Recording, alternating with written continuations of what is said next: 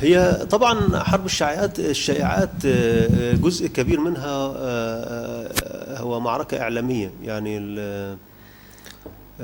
انت طبعا الإعلام وخاصة الإعلام الفضائي، القنوات الفضائية بكاملها تقريبا إلا استثناءات قليلة هي مع الفلول.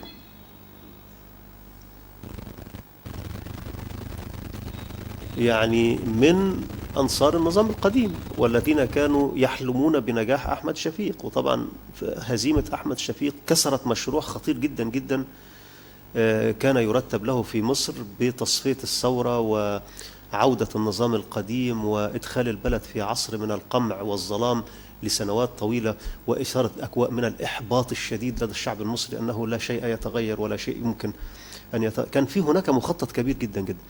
فهذا المخطط فشل وانكسر بهزيمة مرشح الفلول أحمد شفيق وهروبه في النهاية إلى خارج البلاد.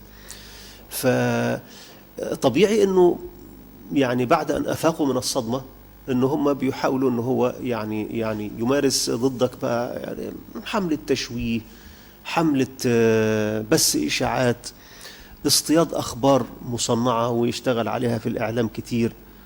انه ودي كانت حصلت في اشهر سابقه. يعني انه في ايام الانتخابات البرلمانيه السلفيين مش عارف ايه قطعوا ودن ما اعرفش واحد قبطي ما اعرفش فين، السلفيين راحوا هدموا ما اعرفش ايه فين. فكل ده يعني متوقع. لكن انا اعتقد انه لن يؤثر كثيرا، لانه الان مصر دخلت في مسار لا رجوع عنه. و, و, و يعني نجاح الدكتور محمد مرسي ونجاح الشعب المصري في كسر الفلول وإعلامهم وأموالهم وبقايا النظام المتغلغل في مؤسسات أمنية والجهاز الإداري للدولة، ده أعطى يعني دفعة كبيرة جدا جدا للتغيير. وأظن أنها يعني ستبلغ مداها إن شاء الله.